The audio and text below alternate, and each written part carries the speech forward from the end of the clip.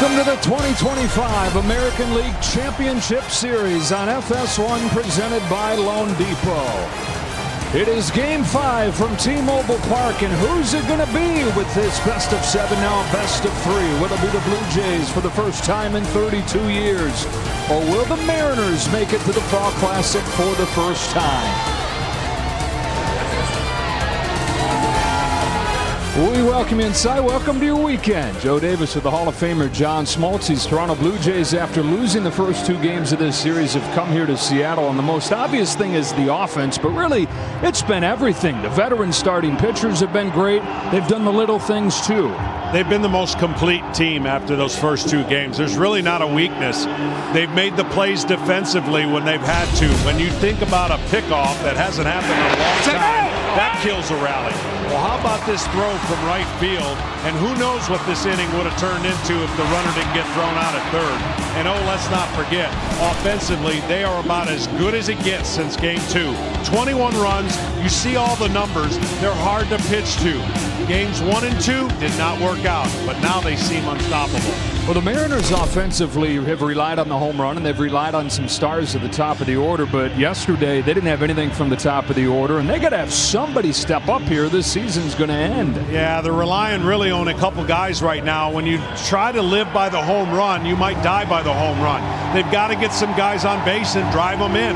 When you think about the Seattle Mariners, only 2 guys really are having a kind of a good series. The rest of the team has been struggling. Yes, they've hit 8 home runs, but I think the biggest thing that the Seattle Mariners are facing right now, if they don't get somebody to slow down the Toronto offense, like Bryce Miller did in Game 1, look what's happened after that. To win 2 more games, they're going to need length, and they're going to need excellent pitching. All right, so it's come down to 3 games. The road team winning every game so far, and this ALCS has become a toss-up. Can't write a script. That's why baseball's baseball. You never know how it's going to happen. It's been everything that you don't think is going to happen. That's what tends to happen. Come on, boys, give us some drama. There's going to be drama. Here they come.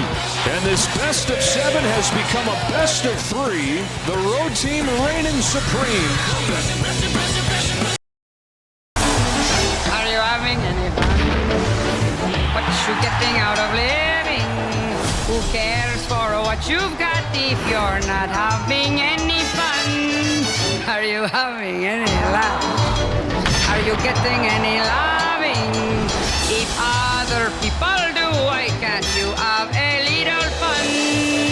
After the honey's in the comb. Road teams have won this series. They've ruined the parties in these respective cities, winning all 4 games by a combined score of 34-10. Just about set for first pitch of Game 5, and we go down to the field. Here's Ken Rosenthal. Thanks, Joe. In both of Kevin Gausman's postseason starts, John Schneider removed him around the 75-pitch mark of the 6th inning as Gausman navigated his 3rd trip through the batting order. The first time, it made perfect sense. The Yankees had cut the deficit to 2-1 and loaded the bases with 2 outs. The second time, Schneider arguably pulled Gausman too early. Gausman had retired 16 in a row before allowing a home run to Cal Raleigh and a walk to Julio Rodriguez. Schneider said he lost some sleep over that decision, and the same inflection point could loom today, leaving the manager with some more difficult bullpen choices. Now, over to Tom Verducci. Well, thanks, Ken.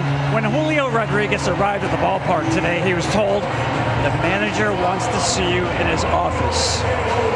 Julio joked with Dan Wilson, what have I done wrong? The real problem, the lineup. After the last 2 days of the night, and they've been outscored 21-6, Dan Wilson is shuffling the deck. Now, he checked with Julio to make sure he was okay with batting leadoff, which he's done 14 times, but not since July. Jorge Polanco moves into the number 3 spot for the first time this year with Josh Naylor behind him at 4. The basic idea is to move the hotter hitters higher in the lineup. Now, Dan Wilson has used 100 different lineups this year. The one he is rolling out tonight in Game 5 is unlike all the others. Joe.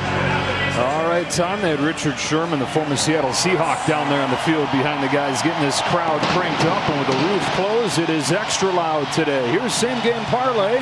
Available now on FanDuel. Kevin Gausman had 5 strikeouts in the first matchup between these teams. Cal Raleigh took him deep and has 4 times in his career. And Eugenio Suarez quietly actually does have a hit in each of the 4 games in this series.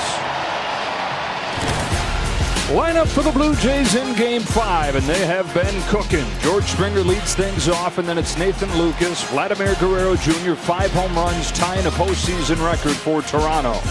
Alejandro Kirk's the cleanup man with Dalton Varsho hitting 5th in center field. Ernie Clement hitting .452 in the postseason.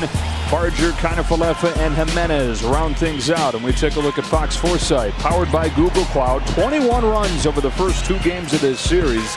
57-1 this year when they get to 6 runs, and a bunch of blowout wins in this postseason for these Blue Jays. It is Bryce Miller for the Mariners. Game 1 was his best start of the season. He gave up a home run on the very first pitch to George Springer and just 1 hit the rest of the way and went 6. Yeah, the one thing I wrote down to look for in this game is watch if he can get Toronto uncomfortable. And what I mean by that is he's got to move his fastball in and up. He's got to get in on some right-handed hitters who have definitely taken the outside part of plate away. There's the breakdown of pitches, and he was very successful elevating. Even though during the year his elevated fastball did not play well, it played well in the first game against the Toronto Blue Jays. So only had 3 strikeouts in that game. There were 15 balls in play and only 1 hit for the Blue Jays. So some bad luck in there for the Jays, and we're talking to John Schneider about that. He said, yeah, it's a little bit don't change a thing because a lot of the process was good, but at the same time, how much is he going to change? He's going to have to see the last 2